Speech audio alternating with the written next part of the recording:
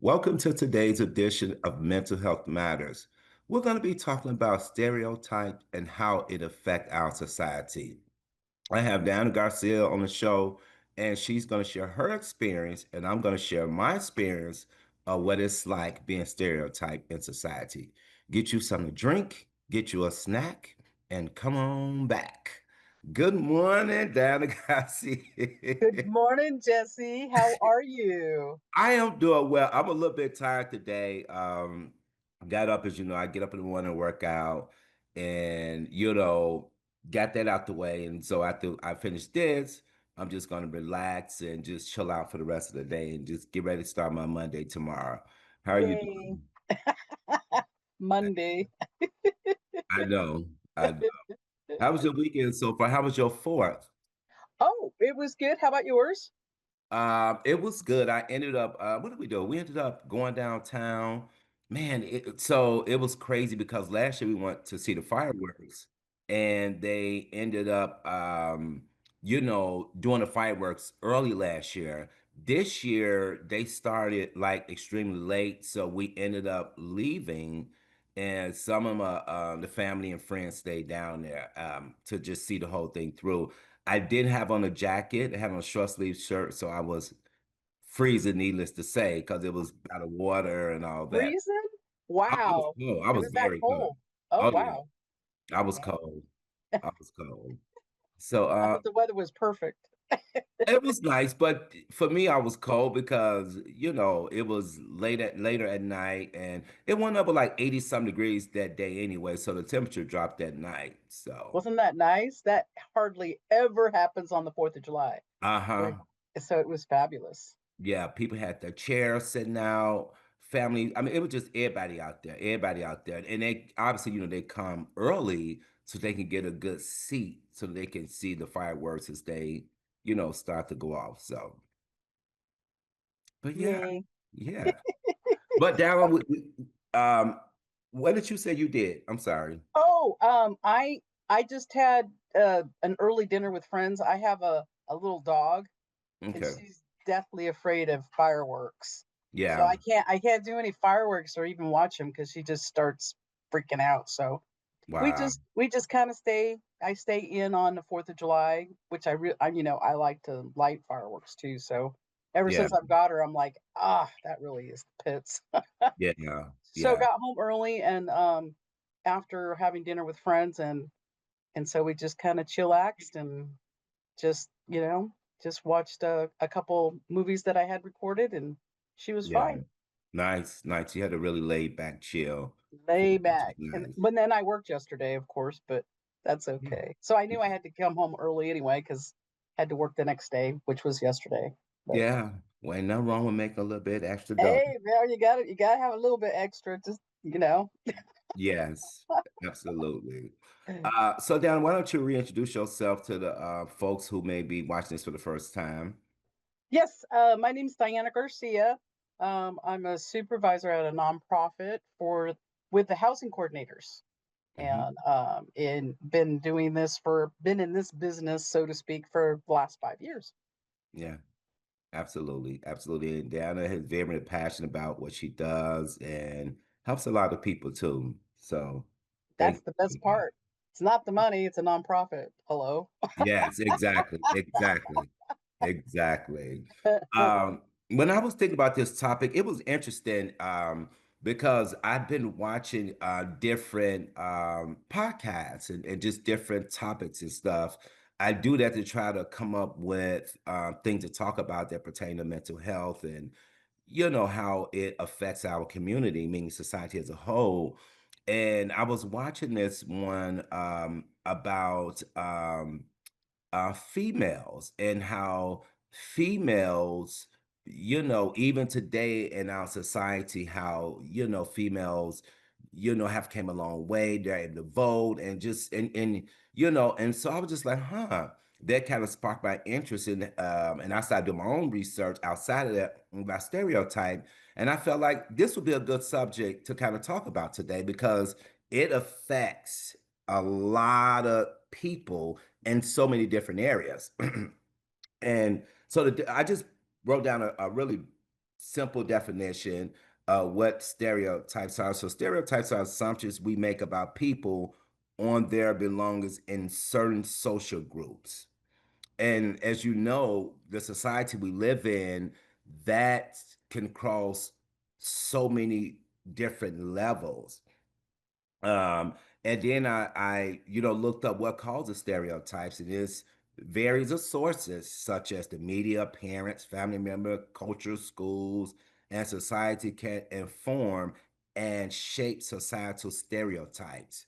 And so that brought me to one of my first question is how can a family member, we're going to start with the family first. How can a family member, or in what ways do family member stereotype one another? Well, I believe that when the family, the big stereotype, at least in the Mexican culture, the first thing they always ask you is if you're married and if you Hmm. have kids. Hmm. And that's a big thing, especially when you're growing up. I think it's a little bit better now. Uh, Yeah. but back when I was growing up, it was like that was what was expected of you, just to get Yeah. married Hmm. and have kids and start breeding. And Yeah. I've never been like that. I've never wanted to do any of that. Yeah. I don't know if it's because I took care of my three siblings, and I'm like, that's just too much work. I don't want to do that. Yeah. And I missed out on a lot of things growing up because I had to take care of them because mom and dad both worked. Yeah. But that was a big stereotype then. It's like, okay, so if you're not married and you're not having kids, then what's your worth to society or to the Right. family? Exactly. And that's a big stigma right there. Yes.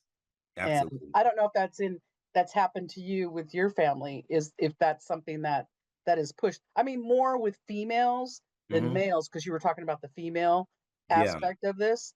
And Yeah. if you're a female and you're not married and then you're 23 years old, then Yeah. what's wrong with you? What's Yeah. happening? What is then the scenarios start happening. Yeah. Oh, Yeah. well, this person must be this, that, or whatever. Yeah. And I don't know if it's so much with, and it's never been like that with males. I mean, males can, in at least in my family, you could be 50 years old and still living with your grandma or aunt or whatever, and it's not a big deal. But Yeah. if you're a female, it is a big deal. So Yeah. I don't know if that's like that in your family. Well, mine was kind of like the totally opposite in a different way. I was the first one in my family to go to college. I was the first one in my family to graduate from college. And I was stereotyped and looked at as not being real because I left the ghetto. The way we grew Really? up. Oh, 100%. Yeah, the way we grew up, the way the culture was, the environment, the way that, upbringing was, you don't leave, and Well, did people push back and think, well, he thinks he's better that's now all. And well, that's why I was because going he's with that. left and now he's doing something else. So is he better than us now? That's exactly what they thought of me. They felt like even at that time when I got accepted to college and people knew I was leaving, they felt like, I was a sellout for lack of better Hmm. terms. Hmm. And, obviously I still left.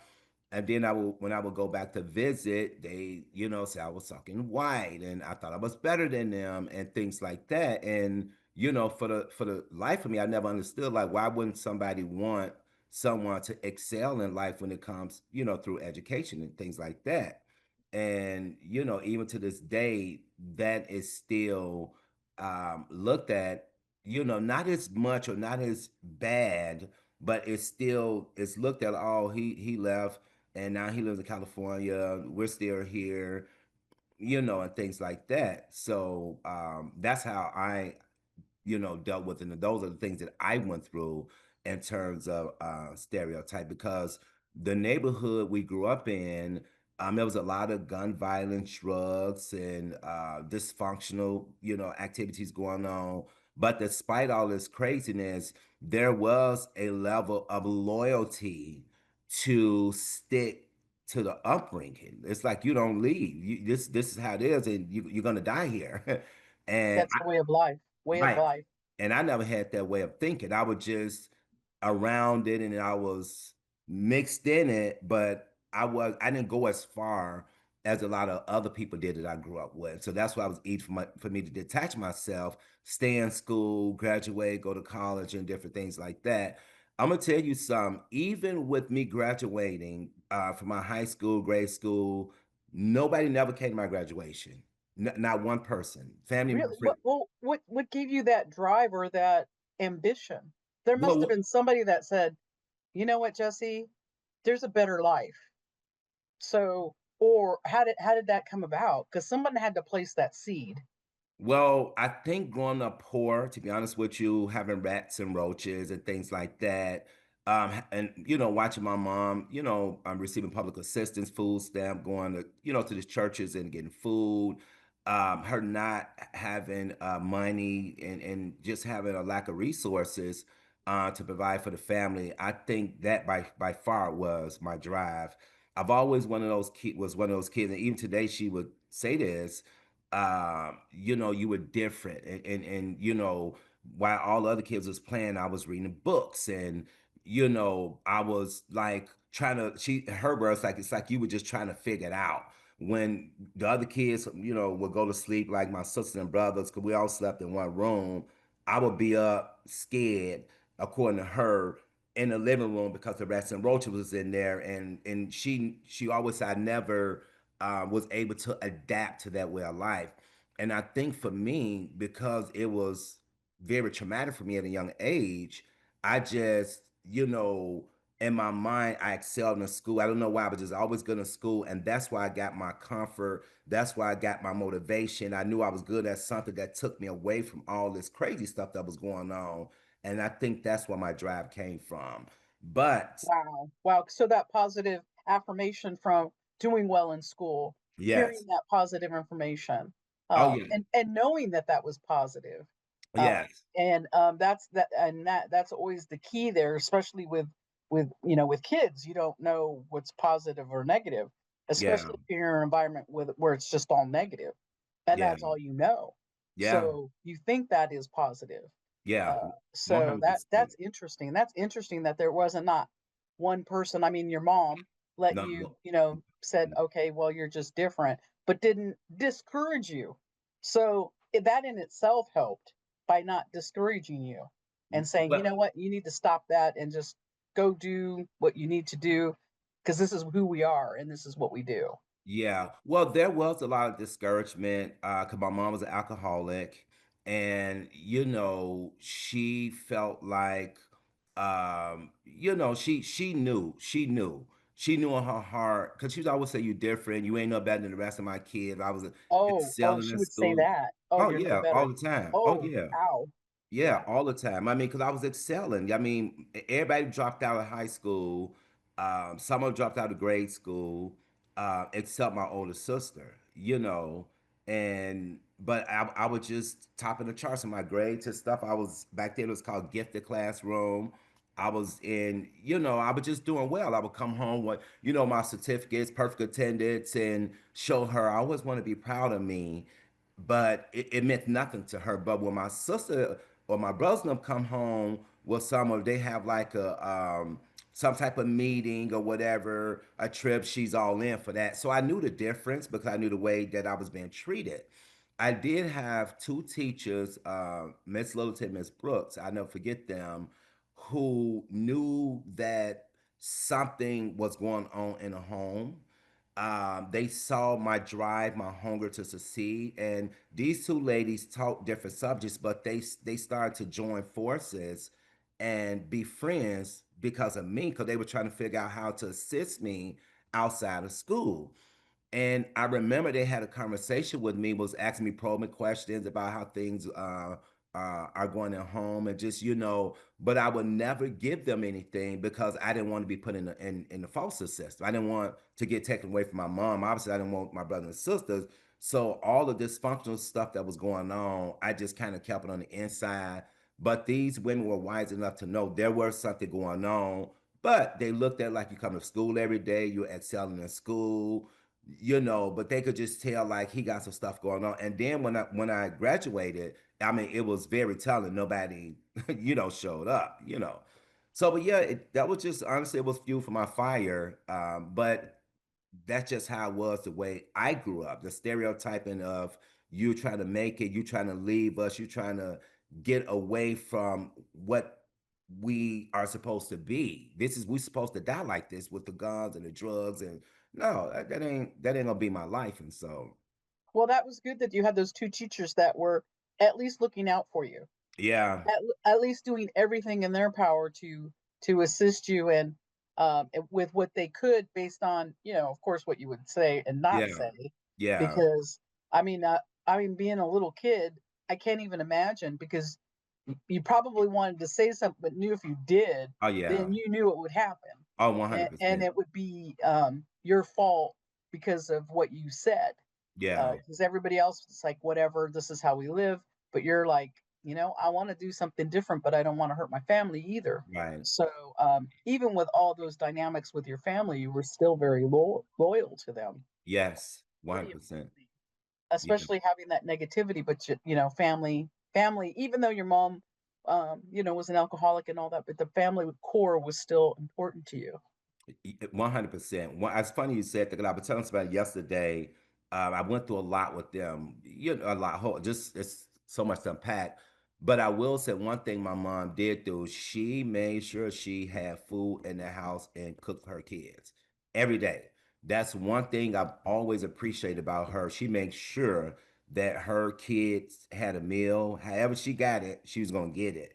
And she also taught us life lessons about, make sure when you go to people's house, don't be begging, don't be asking them for anything. And, when you get old and have your own place, you don't have people at your house. And she is still some of those, what I would call, values as a mom that only she knew how to give. Because my grandma, they had their own little thing, but she you only can give a person what you can give. That you can't give them something you don't have. She only was able to give us what she had. And to this day, I was telling somebody else yesterday, I still operate and carry myself based off some of the things that she taught me because I don't have company in my house like that at all. I don't go to a lot of people's house. I don't trust everybody, and part of me also, she always tell us too, speak your mind, be upfront, don't bite your tongue. And I think that's part of my personality too, because I'm very direct, not nasty, but I'm gonna let you know how I feel. And so I still hold some of those core values that she taught me in my life, even to this day. I think that I had to go through all of that in order for me to become the man that I am. It just shaped me for who I am. What if I would have came from a two parents home, doctors and lawyers and I probably wouldn't have been as motivated. Somebody told me that before. Well, I don't know about that because Yeah, you had the motivation in you. yeah, You know what I mean? yeah, And not everybody has that. Even with all the negativity that was happening, yeah, you had the motivation in you. yeah, You knew which way to go, and you knew what path to take. yeah, And you had brothers and sisters in your same situation, but they decided to go another path, and exactly. that with the same things that you had. So Right. it's all about motivation. And, Mm. I see that even in my own family, what they decided that they wanted to do. Yeah. You can't make somebody do something that they're not wanting to do. Yeah. You can try, well, unless you have that starting at the beginning Right. when if you're raising kids, you start at the beginning and give them goals, Right. and reinforce those positive. And when you have negative behavior, as long as you have that at the beginning. But if you don't have that at home, it comes from within the person to do better, Right. Right. Yeah. regardless of the Yeah. upbringing. Uh, Yeah. is it's not an easy task to do, when especially when you're a kid, No. because you don't know which way's up and which way's down, but something's telling you that this is the way that I want to go, even though it goes against what the family's doing. Exactly. And And that's a hard path to go on your own. it's very hard, and it's extremely hard. There was a lot of days. Obviously, I was, dealing with a lot of depression and anxiety, and fear was a lot of fear because I was young, and these are the people who supposed to be my support system and be proud of me, but it was just something in me knew that I can't stop. I don't know. I just couldn't do it. I could not. You talked about how my brothers and sisters had the same opportunity, which they did. And I don't understand, even to this day, why they chose the path that they chose. And this is part of the reason why I look down upon and being stereotyped, because we had the same opportunity. You guys just chose to let other people influence your decisions. Me, on the other hand, I just like, no, this is not what I want for my life. I couldn't even imagine becoming an adult living in a house with rats and roaches. That's just something I never wanted for myself. If I don't like this as a kid, my train of thought was, well, let me position myself, as I start getting older, where I won't have to live like this. Not that I'm judging my family situation. I just didn't want that for me because I knew Mhm. the trauma it caused me. So because I knew it caused me trauma, then I'm gonna make decisions, when I'm able to get out on my own, where I won't have to deal with that. My first year of college was when I didn't have to be in a situation like that because I was living in the dorms. And I loved it. And I never been back home to stay since then. So, but yeah, What it's a path. What a path. What a journey, huh? yeah, yeah, yeah. That's quite a journey. And when you have those stereotypic things that happen as we become young adults and become adults, it still follows you even when you try to take the better path. Because Oh, you're talking about 100%. racism and everything else. I mean, it happens. Uh-huh. I'm I was very fortunate because I came from a two, um, a mom and dad Yeah. household, um, and so I had those instilled things that they expected from me, Hmm. and especially I was the oldest too, so I had more responsibilities than my siblings because Yeah. they both worked. But it's so odd how all of the whole dynamics of everybody that's in your family, your siblings, have the same direction but go different paths. Yeah. Like Exactly. my two sisters, my mom and dad always instilled going to school, getting the education because that's what her father did, which was kind of unusual. Yeah. Because they just didn't do that for women. If you were a woman, you had to do this and that. And back when she was in her early 20s, this is what you had to do, even though Right. she had aspirations to do other things. But Wow. her father always said education, and he always knew that was the better path. Yeah. And so my parents instilled that with, but both my sisters decided they just wanted to be homemakers. Yeah. And that, which I don't put no shame on that. That's what they wanted to do. That was their goal in life. Yeah. But and then you have the stereotypical when you're coming up, um, as a young adult. I don't know about you, but when I started doing professional jobs, and when I started my first profession as a computer program at Aerojet, that's here in Rancho Cordova, not too far, Yeah. I was a computer programmer. So Okay. I worked with a lot of different people on the lines, and rocket mortar. I worked in the tool gauge inspection lab. There were people that I talked to on the phone for years that I never saw face to face, Yeah.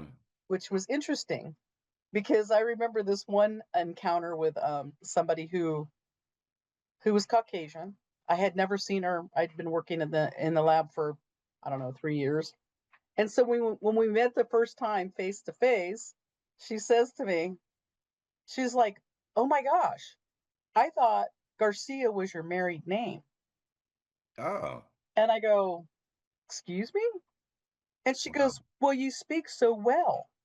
She Wow. was trying to do that as a compliment. Right, And right. I'm like, I became very professional at that time, and I'm like, "Oh, okay." And I wanted to say some things, but I knew, she was an executive secretary for the manager or Yeah. whatever. So I was like, and she meant it as a compliment, but it was a put down too at the same Right, time. right. And I was like, "Wow, I never had thought that before." I Yeah, never thought people I because that was the first time that I really experienced somebody racially putting me down in my profession or even in life because I was very sheltered. yeah, That didn't happen when I was growing up. When I yeah, grew up in a small town, there was Mexicans, Portuguese, and Japanese, and some yeah, whites too, of course, but there was none of that. yeah, So I had never seen that before, and I was working in Sacramento, so I had never been with the different population. But that was just so enlightening at that moment. I was pissed off for a moment, but I'm like, wow, people yeah, really think that. That yeah, is really enraging, but what do yeah, you do? yeah, I can't even exactly. imagine what you, as a black man, coming up through your different professions, because as soon as they see you, the first thing they see is the race. Oh, And 100%. and I can't 100%. even imagine seeing that. I mean, because you have to, because it's always a step back. Uh-huh. It's like, wow, this is the first thing. They're not looking at my credentials. They're Mhm. not looking at what I've been doing. The first thing they see is your race. And 100%. and I can't even imagine, that. Oh, yeah. I the good thing about this is I've been through it and I'm a little mature now. I mean, in terms of my age and stuff, but that's always been a issue. That's 100% always been an issue. As a matter of fact, the reason why I went back to get my master's degree was a supervisor of mine at the time. I was working for this place, who I'm not going to disclose the name of the place, but I was working for this place, and I had a lot of favor with this individual because of my work ethics. I wasn't missing work. I'm not one to miss work. I come in there, do what I got to do, and she ended up asking me to do supervision because we don't do supervision often. So she asked me, she said, "Hey, do you mind going, to this restaurant and do supervision?" I'm trying to be very careful, so if somebody watches, I can't disclose. And so I did, and make a long story short, she started to ask me questions about, go to grad school and blah blah blah. This is I was like, well, no, I'll make a decent money. Who got time for that? I done got my little education or whatever. And she had told me flat out, she said, Jesse, I've been in management for, she probably was maybe about, think maybe 65 or 70 at that time. And she said, look, I've been in management for like over 30 years. And she said, "You are going to need a master's degree." Her words, just her exact words to me, "You're going to need a master's degree to be able to compete with your white counterparts." This is what she told Wow. me. True story. And I, kind of listened to her and stuff like that. And at the time, me looking back then, she just saw something in me that this boy is going to need this to succeed, because now this is a white woman, by the way. And she's, she was kind of letting me know how things go, which she's also said to me, just, this ain't your first rodeo. So we didn't have that conversation like a raw conversation. It was just, throwing little things out there Bits and where she pieces. would let me know that, This is hey, how it's going to work. If oh you yeah, want to, yeah, if you want to rise up, this is yeah, what you have to do. yeah. And so make a long story short, and we wouldn't meet in the office at all. We continue to meet out there, at the restaurant to do supervision. And so, make a long story short, she said, "Look, if I talked to my husband, if you decide to go and get a degree, we will pay for your first year." And that she and her husband did just that. That's the only reason I went back to school and got a master's degree. Wow. And yeah, and I obviously I paid for the second year, but yeah, and she was right. She was 100% right with the things that she was coaching me on through the process. And when I did finish my degree, she actually retired. So I learned later that she was, walking me through that process. She wanted to see me finish before she retired and stuff.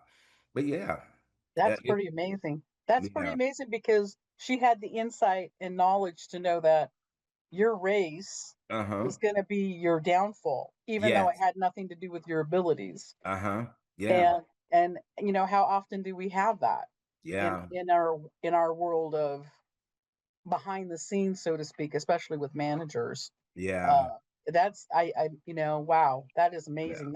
That lady, yeah. she was an inspiration. She made you the inspiration that you are. Oh yeah, 100%. And I never obviously she knew I wasn't gonna, tell anybody at the time, but yeah, it was, and later on when I, maybe after 3 or 4 months after she retired, we met up and I would kind of share with her and she would just always praise and just, my ability to be able to finish that. I did with 3.8. And she was also glad because she know at first because I'm very strong with I'm like, no, I'm not gonna do that, but she had to wear me down, which is why she took me out of the office. See, she was a lot older, she was wiser. She was Yeah, like, "Yeah, I gotta, deal with him in stats yeah. and make him see the bigger picture, and offer Well, him this especially when you were incentive." done with school, because that's Yeah, not a fun thing, going yeah, back to school. You yeah. I'm know, like, God, I got two bachelors and associate. What do I need a master's for? Like, who does that, right? But I'm glad I did. she was right. She was 100% correct. 100% correct. But it's been like that. Even being in management, like some of the staff reporting to me, a lot of my pushback that I got through the years is because it was only because I'm black, 100%, and a man, Mhm. So I had to, learn how to manage people who had their own internal issues with brown people, black folks, you Well, know. it's so funny because we talk about stereotypical, typical, and all that. When I was a supervisor previously in a property management setting, I used to have to oversee the maintenance, all the maintenance. I had 8 maintenance staff. All of them were men except for one person, and she was a Wow. female. And it was so funny because I tried to give her chances to step up her game because we couldn't pay a maintenance person just to paint trim. That Yeah. was just not going to happen. And so when I first started supervising this lady, she was, she's like, okay, well, okay, and I'd set her up with all these different trainings, and she would fail. She would not do what she needed to do because the other maintenance guys would help her. And I'm like, no, that's not the point of this. Right. She needs to make sure that she has these skill levels Hmm. because she has to have all these skill levels in order to be a maintenance person. Right. And so, I kept having to write her up, you failed this, write her up. Yeah. So eventually I had to fire her. Yeah. And she ended up suing me because Wow. she said, and I'm a woman, she for discrimination because she was a woman. Wow. Wow. I mean, I had to go to court and everything. I mean, I had everything documented, of course, but that's Yeah. how you win these cases. Right. But I mean, it was incredible Yeah. how I'm like, I'm a woman, I'm your Right. supervisor, and the person, the owner of this company is a woman. Do you Right. not think that we want you not to succeed? Right. Right. And but it was pretty amazing how, the gender, talking about the gender, comes into play, Yeah. especially when somebody doesn't want to do what they need to do, and Yeah. you're a supervisor. That's they're going to use every play that they can, and it's sad. It's sad, but that's just what people do. They use what they have. Yeah. I trust me, I've been through it. I've been through it. And I've learned through the years to document. I've learned through the years to, especially if you, for me at least in my roles, my previous roles when that was happening, I've learned to always communicate with my direct supervisor so she can know what's going on, and I always communicate with HR. I've learned that from previous, jobs because of my race. Just to be honest with you, 100% because of my race. But you got to protect your back. Yeah, yeah, yeah. Girl, I've had jobs where, you know, um, I'm trying to see how I'm gonna say this. Um, where I was a director at one place, and this place is now closed down. And so when I was hired, the executive director was very upfront with me. He was very, extremely transparent. Look, I'm hiring you because I need you to get this together, pretty much. The director that was previous there, she was really good friends with a lot of her direct reports, which spilled over to their work life, which causing them to be underperforming, all this crazy stuff. And he was pretty much this was going on. The director at the time ended up promoting three of her friends to supervisor roles, and they didn't have the experience to be supervisor. It was crazy. So I got in there, just trying to slowly but surely address things, make changes. My direct supervisor was, obviously telling me the change that he wanted made. 100% pushback from everybody. Of 100% course. pushback. Of course. You know, They're and used to having it one way and now you're changing everything. oh yeah, oh yeah. And so he ended up, he would talk to me and some of the other directors, and he ended up hiring a COO because he needed some support and for himself. So when a COO got hired, that was probably one of the best things that he did that could support me with what he wanted to happen, because he was a very kind and gentle and soft man. The CEO was a little bit like me and you, very direct, straight to the point. Don't Not scared to have a hard conversation. Not scared. Like she was, and Mexican lady too.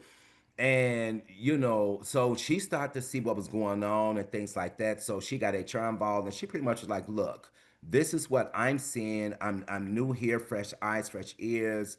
They don't respect him because the previous manager, the director that was here, and blah blah blah." And she told her, she said, "Also, I think race plays a big part in this too." So she took the role of, well, I'm gonna help you deal with these problems, but I'm gonna protect you at the same time, because there will be some allegations. Pretty much, she told me that people gonna start accusing you of doing things that you have done. And I promise she didn't lie. It happened just the way she said. But the good thing about it, they all knew that these two women was lying. Read between the lines. They knew these two women was lying, and the documents was there and things like that. So her and HR got to interviewing all the staff, not just the two, all the staff. And then one girl did admit that the supervisor put her up to make these accusations against me that obviously was not true. What they, Wow. yeah, and what they did was, so they went to the supervisor. They never told the supervisor what the girl had told them. They went to her, and she was so strong and so firm on it and on the lines and stuff like that.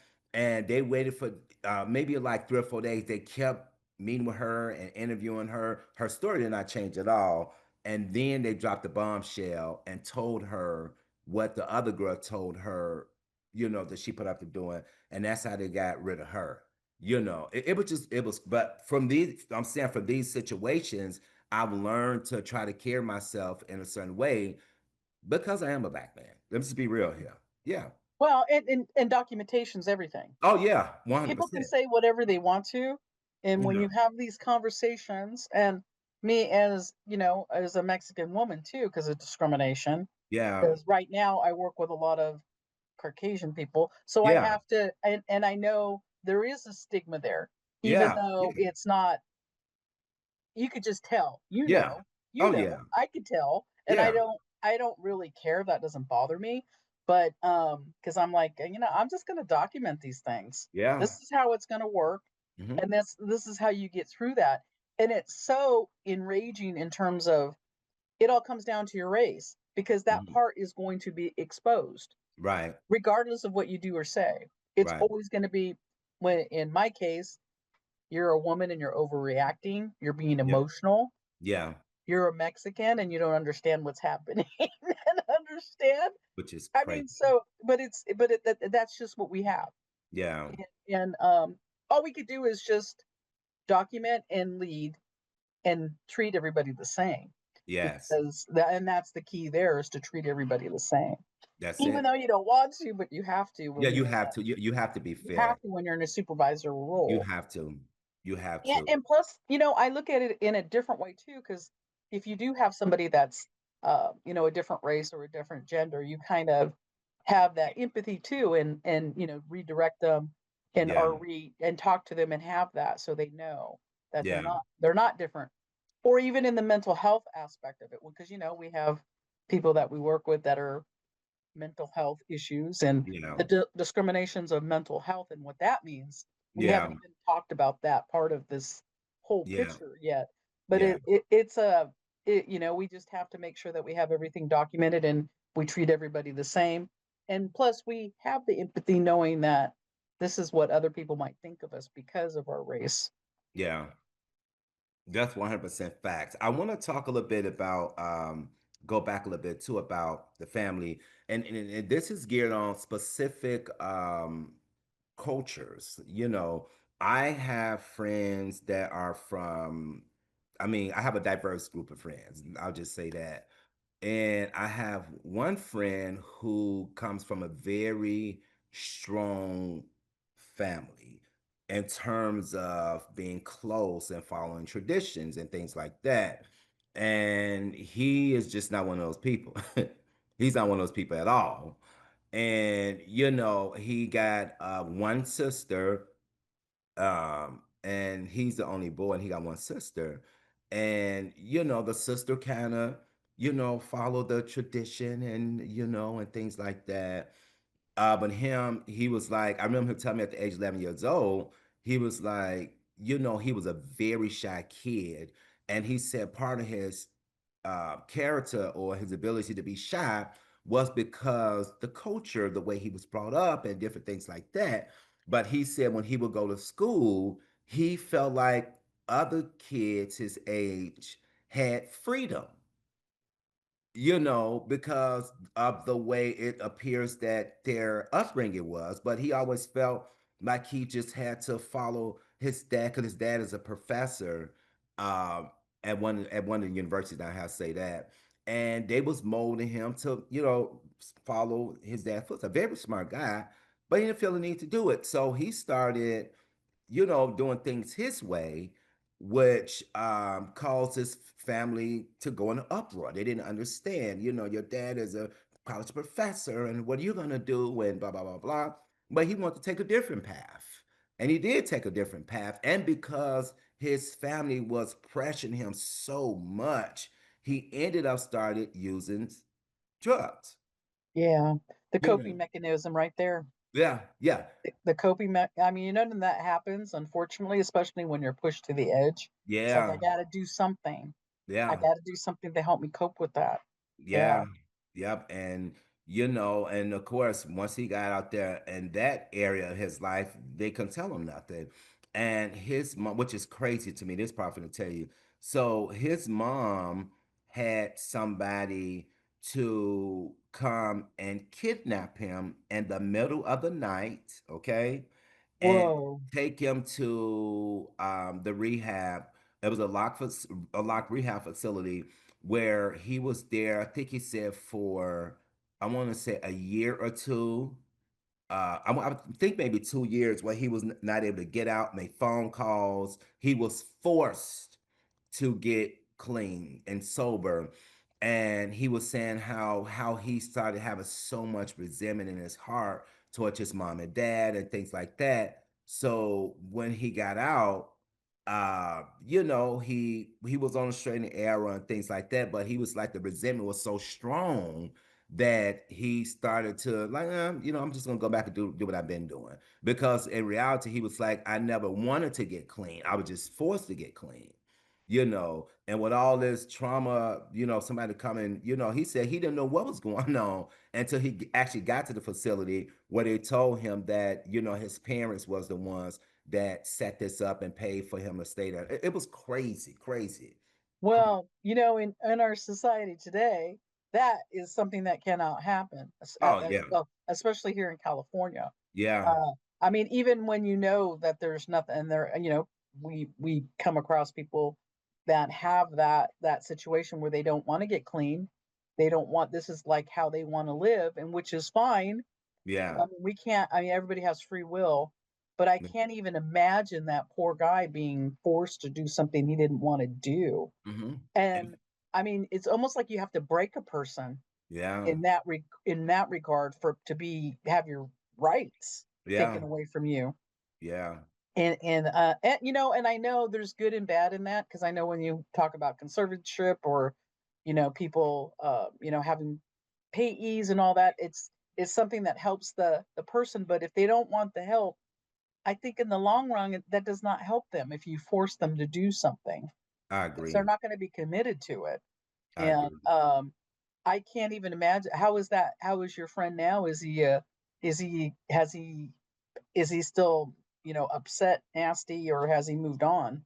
He I think he struggles with forgiveness, to be honest with you, with that situation, because this is something he ought to talk about. And right now, he is still having his battles with substance use. It's a ongoing. He would do good for 6 months. He may call and tell me, oh, and I can tell. I could just tell when he's sober, and I could tell when he's struggling too. Because when he's struggling, he always bring back up the past of what his mom and dad did to him, would force him to go in that facility. He feels like yes, he would have continued, probably continues to do drugs, but he said in his mind, he says that he most likely would have got clean on his terms, his way, and his time. But he said now that peace is still in his mind. That they forced him to 2 years to leave and to go somewhere he didn't really want to go, in so many words and stuff. So, but it's definitely, That's too bad because you can only blame your parents for so long I agree. before you have to take accountability or your situation. I agree. And I know that's really hard for a lot of people Yeah, because to move past that or to decide that they want to leave that and let it go. But if you carry it with you, there's no way that you can change or move past anything. yeah, Um, Especially forgiveness. I mean, that's a hard one, yeah, especially when you're you have a society and your health and your family society says this is what you need to do, yeah, and then they take your rights away from you. yeah, Um, to move past that is really is I don't think you could do that without professional help, especially for 2 years being an institutionalized. I yeah, can't even imagine yeah, um, what they did to him. Who knows what kind of treatment they did. yeah, I yeah, mean, from electric shock to chemicals to whatever they could do at that time, and yeah, what they've done in the past and those kind of facilities. It's really infuriating that someone can have their rights taken like that. And um, I know a lot of people would still want that kind of treatment yeah, with family because the drug use is really tough, and there's a lot of things that could be done if they took those treatments. But the key is with like your friend, they have to be open to it and they have to walk the path that they're going to walk. right, right, And when you take away that free will, that component is not going to happen organically. You right, have to want that inside. right, yeah, Like I think I've told you a few times in past conversations with your podcast. My father was an alcoholic, yeah, and I don't know how many times he went to rehab. I can probably 10 plus times. So every time he did, and he did because of my mom or whatever the circumstances was, and he would go freely, but then he'd always fail. yeah, So even on the last time that he did go to rehab, I still didn't believe him. Yeah. Like, yeah, whatever. Good luck. Yeah. Because Yeah. it's like, you just when someone says that over and over again, Yeah. you don't believe what they're saying. Yeah. So I'm glad the last time that, he lived the last part of his life, the last 20 years, uh, without drinking. It was on his terms Right. eventually. Yeah. But that I think that's the goal in becoming sober especially in the family dynamics. Yeah. To mom and dad always want to do the right thing for their kids, but Yeah. if they step that line, what kind of mold are you doing, especially during those early adult years.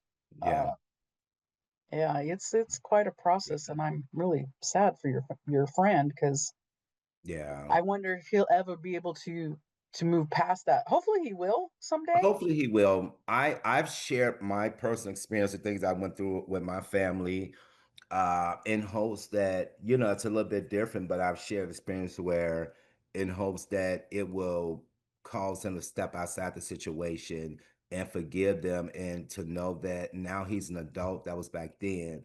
Now you have to make the choice to move forward, no matter what's going on in your life, and no matter what people done to you and stuff like that. And even I'll share this part too. When I was preparing to go to college and stuff, think I got accepted at like 4 schools to be exact.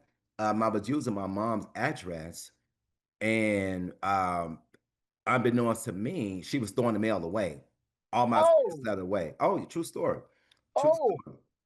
So one day, my mom's friend, because she had a best friend who I mean, they was like tight, and her best friend called me up there, and she was telling me, because the way the mail was, it didn't have a locks on there. They just put it down this thing and you can get it. And she said, "Look," because they called me Look Jesse. She said, "Look Jesse, look, your mom has been getting your mail. She's been, not giving your mail and tearing it up. You've been getting accepted to schools and blah blah blah." I was wondering, like, why ain't anybody calling me? Why ain't anybody. And so she ended up giving me the 3 letters. What she did was, when my mom told her about it, I guess the schools must have sent the first one, then they sent the follow up, and so forth. So what she right. did was, she went down there and got my mail and held it. And she told me, she said, I've held this mail for like a week, and I was trying to determine if I want to get involved. But I see you're trying and all this, she said that. I was, oh my God. Yeah. And that's how I actually got, because I didn't know. And I had to, when I got this one letter, after I made the decision out of the 3 letters I got, I had to go and register the next day. And here it is. I It ain't was got, that close. It was probably that close where it's like, this is the date. If you yeah. don't say anything, we're moving Yeah, on to the next. 100%. So I knew somebody. I was, masters on it. Well, anyway, I knew somebody who I was able to get money from. She sent me down there on the Greyhound. I registered. I had to come. It was just such a fast process, because my mom had to been handing my mail. But I'm bringing it up to say that when I was kind of giving him that portion too, that parents are not perfect. They're gonna make mistakes. They're gonna do what they feel is right, even as an adult child. They're gonna do things that we know is wrong, but in their mind, they're gonna think that they're helping us. Because in my mom's mind, she really felt like me leaving Chicago was a bad thing. She really felt like me leaving a family neighborhood was a bad thing, but I knew it was better for me to go. And when I tried to explain that to him, where he can step back and look at his mom's and his dad's situation, he just, he just hold on to it. And then, but thankful I was able to forgive and move on. Well, but the thing is that what's different from him than you is that you had somebody that stepped up and kind of was a guide for you. He, Yeah, however, had no one. No yeah, one stepped in for him. He yeah, was locked in an institution for years and yeah, had nobody assist him. And yeah, that is the thing that separates him from you, is yeah, that. Because and the thing is that I don't know your friend. I'm not a psychiatrist. I play one on TV, But what I would say to him is that, you know what, you did survive those years. Right. And now it's your turn to decide what you want to do with your life, Yes, even if it's exactly. this time, this place right now. Because Yes. whatever happened in the past is going to be the past only if you let that happen. Yeah. Because the thing is that you have to let that happen and let it go. Right. Exactly. But if he's not able to do that, then that's the scary part. Yeah. So for him to move Yeah. forward, I don't know that he'll be able to move forward, but to let him know that, hopefully he will come to that realization somehow Yeah. Yeah. and say, you know what? Okay, I need to go. I need to do something different. This isn't Yeah. working. And Yeah. hopefully with your encouragement and your stories that you can, help direct him in that direction. Yeah. Because that's the Absolutely. hard part Yeah. is Absolutely. taking that next step. Yeah. Well, Dana, we have run out of time. You see how quick it goes when we be talking, have this conversation. I It mean, we be Yeah, having some it can good keep on going. conversations. We got a lot of history between the two of us, and we can Yes. we can Yes. share our stories with hopefully somebody that who's watching this might be inspired or have a different way of looking at something. That's Absolutely. that's the whole Absolutely. point of the podcast, right? Yeah, exactly. That's exactly right. And I thank you so much for taking the time out and come and share experience. I'm gonna hit you up again soon so we can, do it Well, just give again. me a call if I'm not working. Okay. All right. All right. And that's it for this edition of Mental Health Matters. If you like this particular show, if you would like to be a guest on our show, or if you would like a DVD copy of our show, please dial 916 366 4600. Thank you.